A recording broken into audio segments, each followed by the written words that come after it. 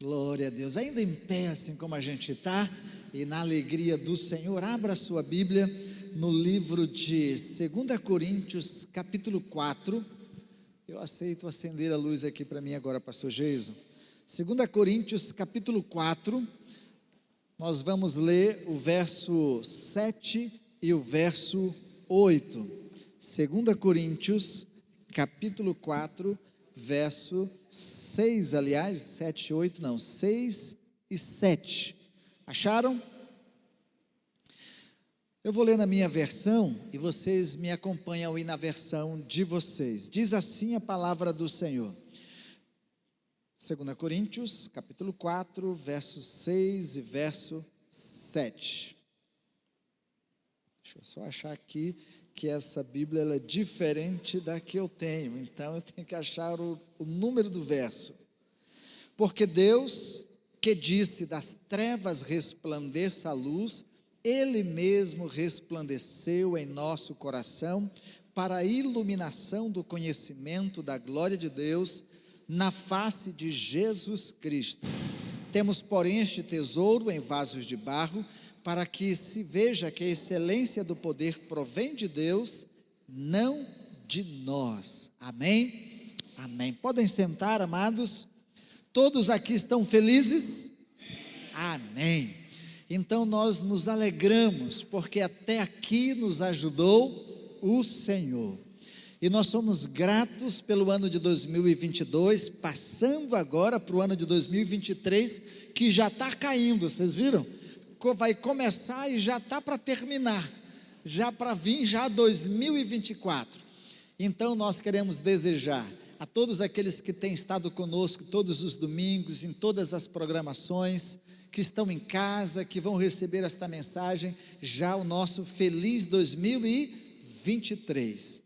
Agradecendo ao Senhor pelo ano de 2022, a todos os amados presentes aqui, já o nosso forte abraço, a gente vai poder fazer isso, mas o nosso feliz 2023, dado pela família pastoral, pastor Adonias, Vívia, e também pela Igreja Batista Jardim Tarumã. Então dá um aperto assim, e receba um abraço de feliz 2023, apertou aí? Não apertou, cansa. Dá uma apertada aí. Isso. Recebe o abraço feliz 2023. Deus abençoe. A Jéssica vai mandar isso já já para todo o grupo. A gente queria que a igreja estivesse cheia. É verdade, é desejo do nosso coração. Mas nós estamos findando aí a pandemia. O povo está doido para... Doido não, né? Alegre. Querendo celebrar, querendo juntar famílias.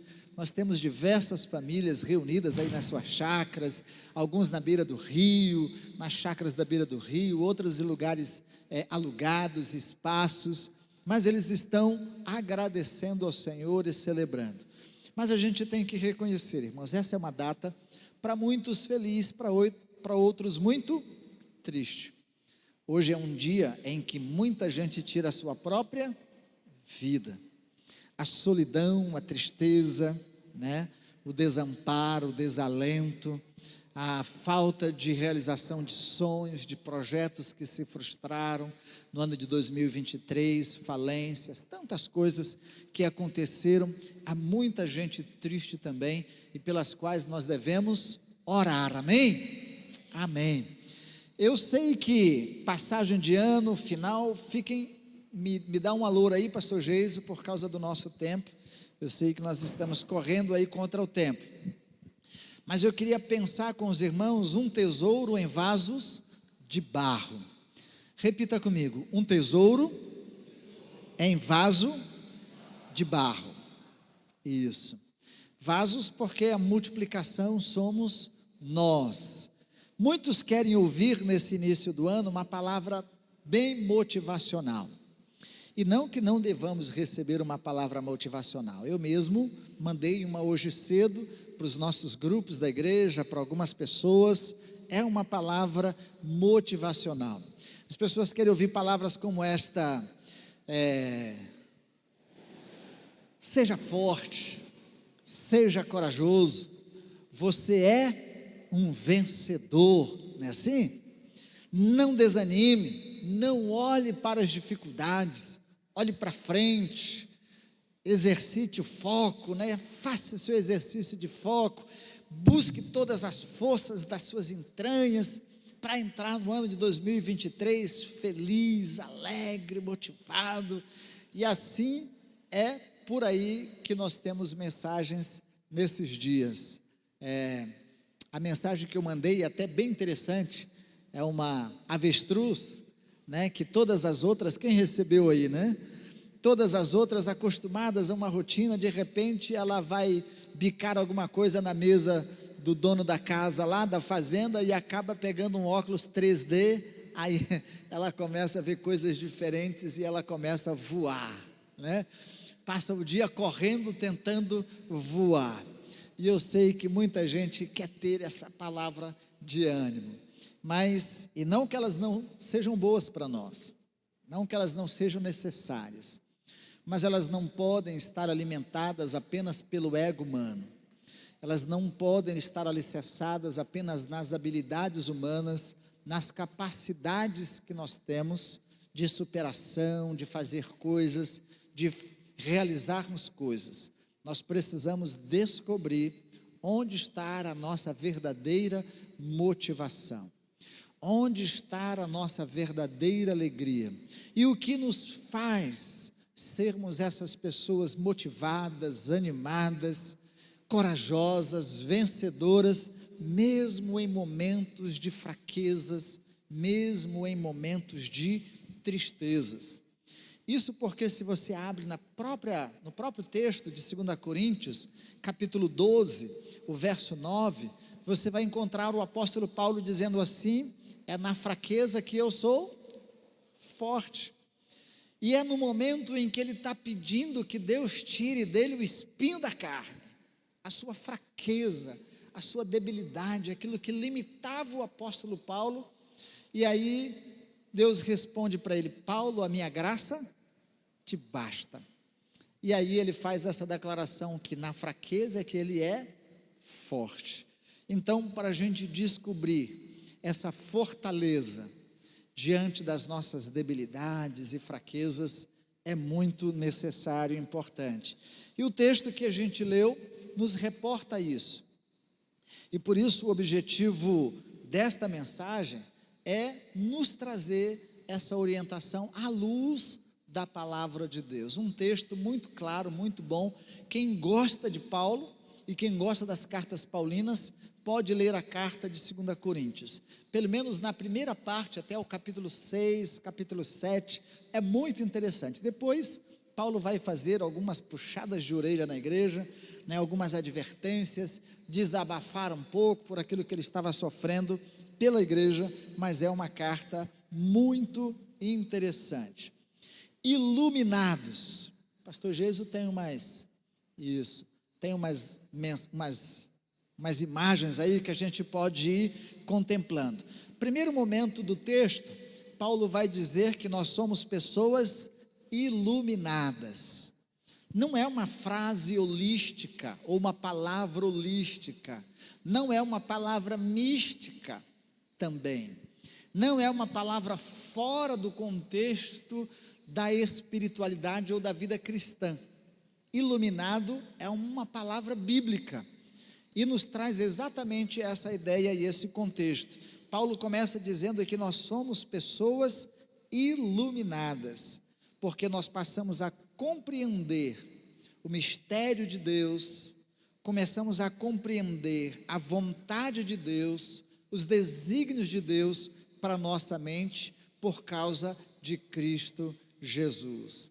Ainda que o homem seja dado a toda a ciência, a todo conhecimento natural, ainda que ele seja dado à lógica, à filosofia, ao conhecimento, ainda que ele seja senhor das ciências presentes no mundo de hoje, espiritualmente ele está com sua mente obscurecida. E é interessante que o apóstolo Paulo, na própria carta de 2 Coríntios, esclarece isso. Capítulo 5, capítulo 6, ele vai exatamente falar de como a nossa mente está entenebrecida. obscurecida, sem clareza, sem entendimento, sem conhecimento das coisas de Deus. Então não importa o quão intelectual sejamos, o quão inteligente sejamos, o quão hábil sejamos, espiritualmente, sem Cristo Jesus, a nossa mente está obscura, entenebrecida, sem lucidez, sem clareza de Deus e da vontade de Deus para a nossa vida e para a humanidade. Paulo segue dizendo o seguinte: um tesouro em vasos de barro. Comparar nossa vida com vaso não é incomum ao contexto bíblico, especialmente do Velho Testamento. Jeremias mesmo compara que a gente é como um vaso de barro, que Deus queria nos fazer como um vaso de barro nas mãos do oleiro para quebrar e refazer de novo. Mas Paulo usa aqui, vai muito mais além, fazendo uma analogia da nossa vida, do nosso corpo, da nossa matéria, dizendo que nós temos um tesouro num vaso de barro. Alguém aqui já descobriu algum tesouro enterrado? Não? Lá no Nordeste, eu já contei essas histórias aqui. Quando se andava de noite, noite escura, não sei quem andou aqui já no mato, noite escura, não se vê nada, e aí saíam uns foguinhos assim, debaixo de alguns lugares, as pessoas diziam: ah, ali tem um tesouro escondido, vamos lá cavar que deve ter alguma coisa. E de fato as pessoas, na história da humanidade, na história nossa, resolvem, ou há tempo atrás, quando não tinha o cofre de aço, as pessoas guardavam seu dinheiro, suas economias dentro de vasos de barro e enterravam. Tem, por exemplo, aí uma ilustração que vocês estão vendo da imagem de uma descoberta arqueológica na Suíça. Um arqueólogo, um escavador, uma pessoa, um desses procuradores de tesouros, achou um vaso cheio de moedas romanas, uma preciosidade, uma relíquia enterrada dentro de um vaso. Quem não gostaria de achar algo semelhante a isso, né? Comparando este costume com os textos aí que nós estamos vendo, nós vamos olhar para a história bíblica e fazermos alguns comparativos e vermos alguns textos trazendo isso para a nossa vida de relacionamento com Deus e de como Deus pode estar falando algo precioso aqui para nós. Primeiro, a gente precisa entender: tesouros estão escondidos dentro de templos.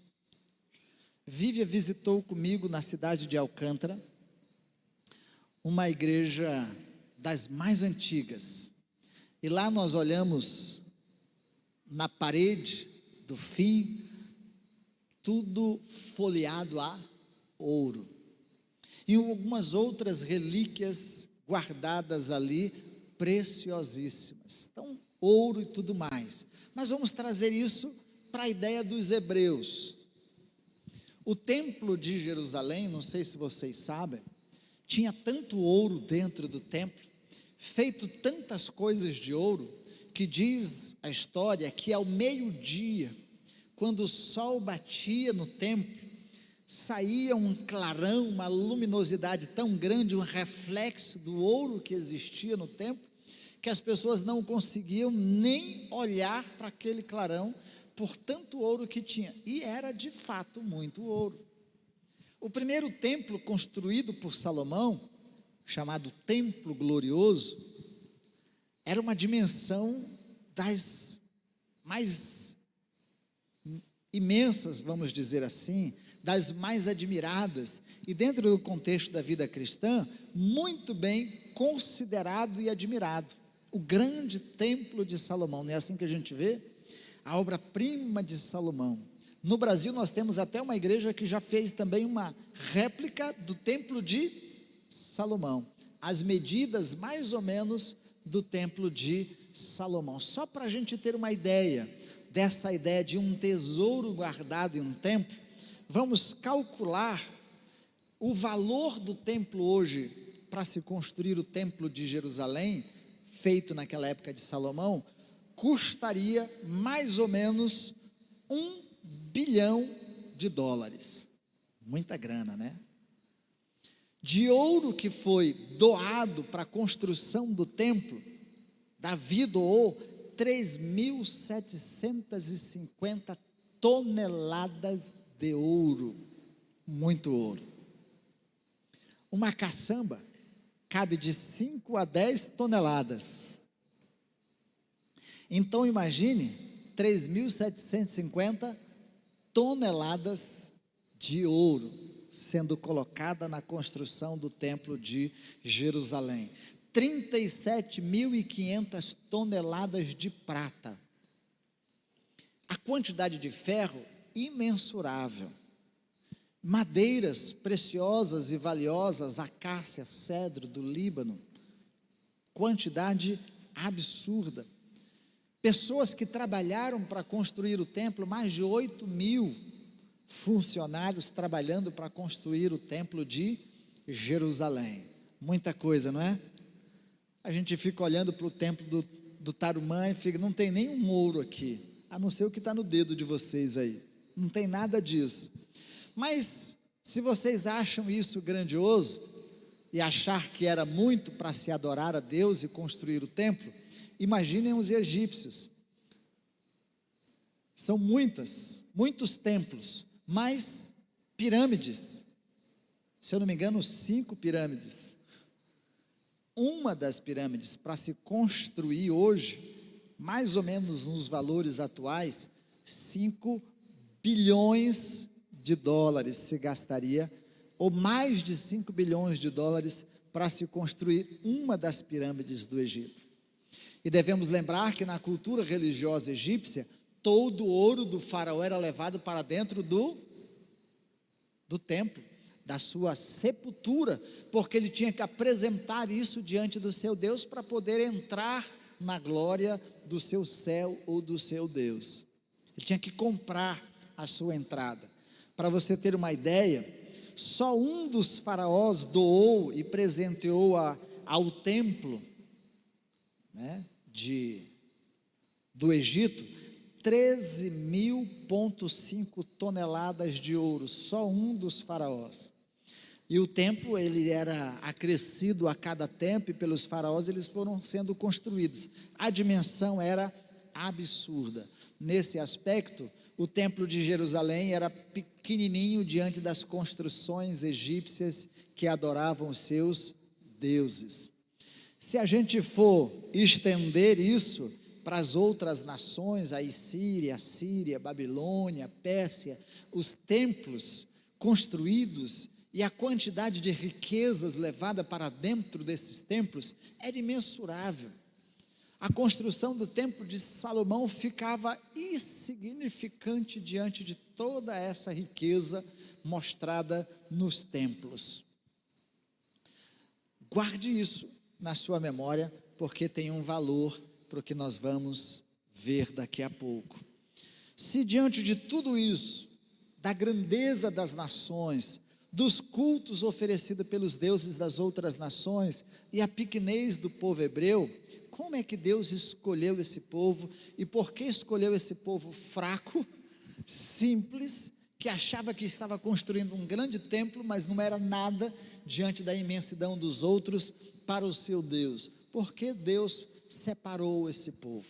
Acompanhe comigo, e eu não quero me demorar muito por causa da nossa passada de ano, mas o propósito de Deus ao chamar esse povo e ao escolher esse povo, primeiro, para torná-los fortes por meio de sua presença. Abra lá, e a gente não vai ler tudo, Jeremias capítulo 7, verso 4, e depois você pode abrir em Êxodo capítulo 19, verso de 1 a 6, e daí eu vou citando algumas outras referências e só falando da história. Primeiro, Jeremias está dizendo ao povo hebreu, ao povo judeu, dizendo: Deus não está nem aí para o templo que vocês construíram. Ele não dá nenhuma importância e nenhum valor ao templo que vocês construíram, porque Deus não habita em templo feito por mãos de homens.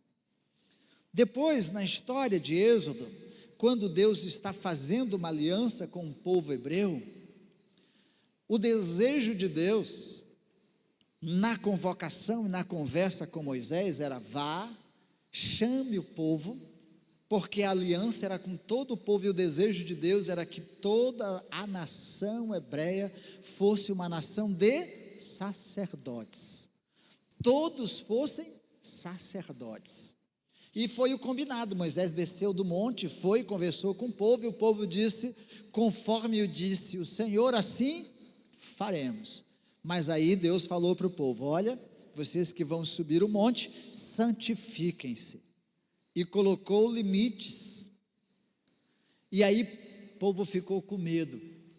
Diante dos limites, alguns pensaram: não estou santificado o suficiente, eu vou entrar na presença de Deus, vou morrer. Na última hora o povo negou, falou: não vamos não, Moisés, vai você. E aí Deus disse assim: então traz Arão, e aí vem você e seu irmão, e o povo fique lá. E aí a aliança foi feita com Moisés, com o povo, mas aí, por causa do medo, a nação não se tornou uma nação de sacerdotes, e foi escolhido através de Arão a tribo dos levitas para serem os sacerdotes. E na construção desses sacerdotes, deu-se a necessidade depois de se construir o templo. E assim eles se assemelharam às outras nações para adorarem ao Senhor, quando, se eles tivessem aceitado a proposta de Deus, eles seriam diferentes dos egípcios, seriam diferentes dos sírios, dos assírios, dos persas, dos babilônicos. Eles seriam uma nação de sacerdotes, e não precisariam de nenhum sacerdote mediando, oferecendo sacrifício por eles. Cada um poderia oferecer o seu sacrifício a Deus. Cada um poderia se achegar a Deus e ter intimidade com Deus. Cada um poderia ouvir os desígnios diretos de Deus para si, para a sua família e para a sua nação. Mas eles não quiseram. E aí eles precisaram de um sacerdote, e depois precisaram de um templo para que o sacerdócio ou o sacerdote pudesse mediar por eles diante de Deus. O que isso tem a ver, pastor? A primeira coisa que a gente aprende nessa história é a diferença entre o amor e o temor. E o apóstolo João nos esclarece muito bem isso, dizendo que o amor lança fora todo o medo. O medo não nos aproxima de Deus, o medo nos afasta de Deus. O medo nos faz não nos santificarmos como devemos e não querermos a intimidade com Deus. O medo nos faz todas essas coisas, mas o temor nos leva à reverência, à consciência de quem é Deus, quem somos nós, e de nos achegarmos a Deus. Mas aqui, porque o povo não quis ser uma nação de sacerdote, eles não quiseram relacionamento íntimo e pessoal com Deus, Deus foi muito humilde e simples, gracioso e misericordioso, e disse: Moisés, já que o povo não quer vir conversar comigo tete a tete, face a face, faz o seguinte: constrói uma tenda, humilde, simples, e coloca no meio deles, e eu vou habitar no meio do povo. Já que eles não querem vir estar comigo, eu vou até eles e vou habitar no meio deles. E aí Deus foi habitar numa tenda simples, e ali Deus falava com o povo, ali Deus falava com Moisés, e ali na representação Deus habitava no meio do povo, morando numa tenda. Esse mesmo contexto se transpõe para o Novo Testamento. Quando a gente abre o Evangelho de João, e aí você pode abrir a sua Bíblia lá, se quiser, no Evangelho de João, compreendendo o propósito de Deus para a nossa vida e também para aquele povo, você pode abrir João capítulo 1, do verso 1 ao verso 14, verso 14, 17, verso 23, se quiser pode ir lá para Apocalipse 21, 3, 22, Efésios 1, 22, 23, são referências que eu vou citar. E o verbo se fez carne e habitou entre nós. O que Deus disse para aquele povo? Já que eles não querem se relacionar direto comigo, eu vou morar no meio deles numa tenda. Agora o que Deus fez? Deus se fez carne, tabernaculou-se, a expressão vinda do hebraico e no mesmo sentido do grego, veio habitar num templo, numa forma humana, para habitar no meio do povo. Por isso Jesus dizia, o reino de Deus está entre vós, o reino de Deus está no meio de vós. Deus habitou no meio de nós, na pessoa de Cristo Jesus. E por isso Jesus dizia, quem vê a mim, vê o Pai. Mas mais precioso do que isso, quando Paulo está dizendo que nós temos um tesouro em vasos de barro, é mais além do que isso, porque por meio de Cristo Jesus, do sacrifício vicário, da oferta de amor no sacrifício da cruz, nós nos tornamos filhos de Deus e recebemos do seu Espírito. E aí na expressão de Efésios, na expressão de João no livro de Apocalipse, Deus veio habitar agora já não mais no meio de nós, mas Deus veio habitar dentro de nós. Deus veio habitar nesse templo, e Paulo vai falar isso, nesse tabernáculo humano, e ele vai falar isso na carta de 2 Coríntios, se você segue o texto. Pedro também vai fazer esse comparativo, dizer que nós somos como um tabernáculo, e Deus agora pode habitar na minha vida, pode habitar na sua vida, e esse tesouro que habita em nós, nesse vaso frágil, imperfeito, de barro, para quê? Para que a excelência do poder seja de Deus e não de nós.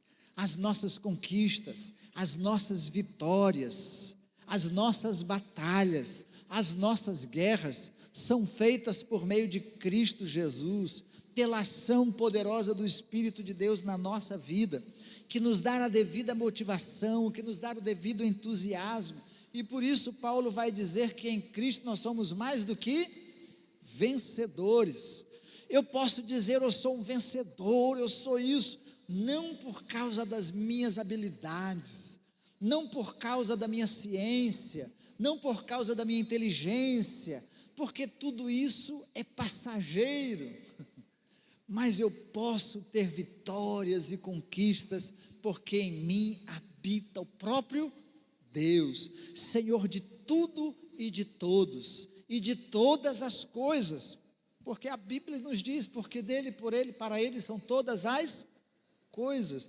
Você pode pensar nisso, que você tem esse tesouro, o maior tesouro do mundo, a maior riqueza do mundo, o maior poder do mundo, a maior grandeza do mundo, a maior essência e sabedoria do mundo habitando em você, habitando na sua vida e te dando todos os recursos e todas as condições.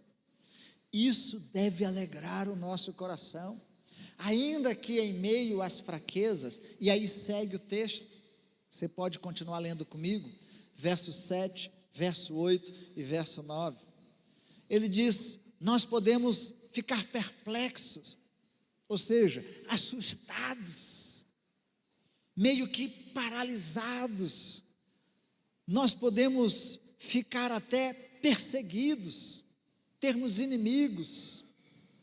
Ele disse que a gente pode até ficar, às vezes, abatido, enfermo, entristecido, assim, mas ele diz que nós não podemos ficar desanimados, perplexos, mas não desanimados. Segue o texto para a gente compreender bem. Temos, porém, este tesouro em vaso de barro, para que seja a excelência do poder de Deus e não de nós. Em tudo somos atribulados, porém não angustiados. Ficamos perplexos, mas não desanimados. Somos perseguidos, mas não abandonados. Você tem inimigos? Você não está sozinho. Você está atribulado, mas não angustiado. Está perplexo, assustado? Não se desanime. Quem tem essa consciência de quem habita dentro de si, não pode ficar desanimado, não pode ficar se sentindo destruído, pelo contrário, e nem se sentir sozinho, porque Deus está conosco. Sabe o que isso faz a gente sentir? Entrar no banheiro e mesmo sabendo que tem lutas e problemas e dificuldades e perdas e isso, o prazer de poder cantar no banheiro, não é? O poder de celebrar ao Senhor no domingo à noite, ou num dia desse de virada do ano, e de poder dizer, eu te agradeço, Senhor. A gente pode dizer, Senhor, obrigado. Só quem tem essa consciência, só quem tem essa mente iluminada, que traz luz à sua mente, ao seu entendimento, que passa a compreender verdades e coisas que antes não compreendia, pode ter essa força interior que jamais alguém vai ter se não tiver o Espírito de Deus. Amém? Você quer ter essa força? Amém? Quer viver com essa força? Então saiba que o Espírito de Deus habita em você. O Deus triuno habita em você, Pai, Filho e Espírito Santo, num Deus único, se manifestando na sua vida, te consolando, te dando graça, te dando alegria, te dando paz, te dando força, te dando ânimo, te jogando para cima, dizendo, oh meu filho, filhinho amado, e a gente pode dizer pai, paizinho querido, e a gente pode andar com ele de braços dados, sem se sentir sozinho, sem se sentir desanimado, e sem se sentir destruído, amém? Então fique em pé, irmão, e vamos nos alegrar no Senhor. Ele é a nossa força, nele está a nossa alegria, nele está a nossa vitória, nele está o nosso ânimo, nele está a nossa motivação, nele está o nosso entusiasmo. Por isso é que Paulo vai encerrar a carta de Coríntios, capítulo 15, dizendo, por isso, irmãos, sede firmes e constantes, sempre abundantes na obra do Senhor. E ele encerra o capítulo 4 dizendo, por isso, irmãos, tudo que nós passamos aqui nem se compara com o que nós haveremos de ter. As coisas aqui são transitórias e passageiras, mas aquilo que nós não vemos é eterno, Cristo Jesus. Curve a sua cabeça, nós vamos orar ao Senhor e depois nós vamos seguir com o batismo. Pastor Jesus já está ali, pronto, com Daniel, né? Para descer nas águas batismais. Pai do céu, é bom saber que o Senhor é a nossa força.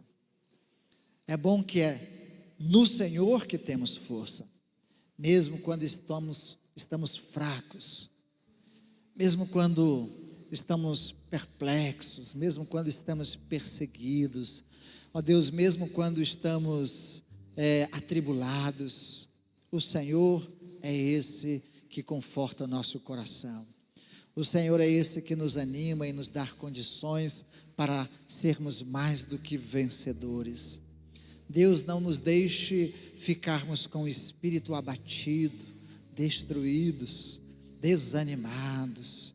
Ó Deus, achando que nós não vamos conseguir vencer as nossas batalhas e as nossas lutas, mas a convicção e a certeza, ó Deus, de que o Senhor está conosco, de que o Senhor está ao nosso lado, de que o Senhor está em nós, dentro de nós, testificando com o nosso espírito quem somos, filhos amados do Senhor, vencedores e mais do que vencedores, herdeiros e co-herdeiros de todas as promessas em Cristo Jesus. Ó Deus, agora tome a igreja do Senhor, tome os servos do Senhor, tome o povo do Senhor, e não deixe que ninguém saia daqui sem experimentar da unção, da alegria, da presença poderosa do Teu Espírito, do poder que age na vida deles. E nós oramos repreendendo toda dor, toda tristeza, todo desânimo, ó Deus, todo sentimento de apatia, e traga o ânimo necessário a cada um deles. E nós pedimos isto em nome de Cristo Jesus. Amém, amém, Jesus. Você, irmão, é mais importante que a pirâmide do Egito. Em você habita uma riqueza maior do que a do templo de Salomão. Em você habita uma riqueza maior do que a dos templos persas, do que o dos babilônicos, do que dos gregos, do que dos romanos. Em você habita um tesouro precioso, ainda que você tenha essa consciência de que seja um vaso de barro, mas deixe que a glória de Deus se faça presente na sua vida. Amém? Amém. Glória a Deus.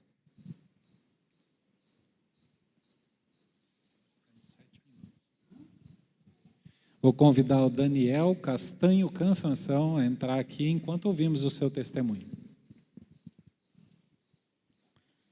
Meu nome é Daniel, tenho 9 anos. Meus pais se chamam Leonardo e Valquíria, e minha irmã se chama Letícia. Conheci Jesus pelas histórias bíblicas que a minha mãe conta. Quando tinha 7 anos, eu tinha uma verruga no meu pé. Tive que fazer uma cirurgia, mas deu errado. Quando cheguei em casa, preocupado, eu orei a Deus e depois de alguns dias, Deus tirou essa verruga e agora só tem a cicatriz. Estou me batizando porque estou aceitando Jesus como meu Pai, Criador e Salvador, e agradeço a Jesus por ter morrido na cruz pelos meus pecados. Daniel, diante de todas essas testemunhas, você confessa Jesus como seu único e suficiente Salvador? Sim. Ficou na dúvida se dizia confessa ou sim, né? Então eu, como ministro do Evangelho, te batizo em nome do Pai, do Filho e do Espírito Santo.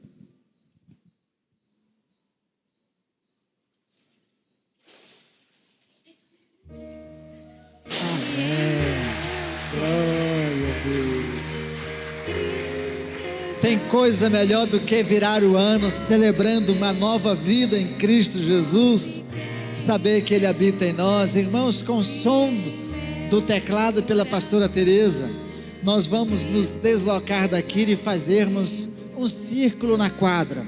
Nós temos 5 minutos para se organizar, tá bom? E a gente formar um círculo ali na quadra. Eu vou pedir ajuda de alguns homens para me ajudar a fazer uma coisa lá.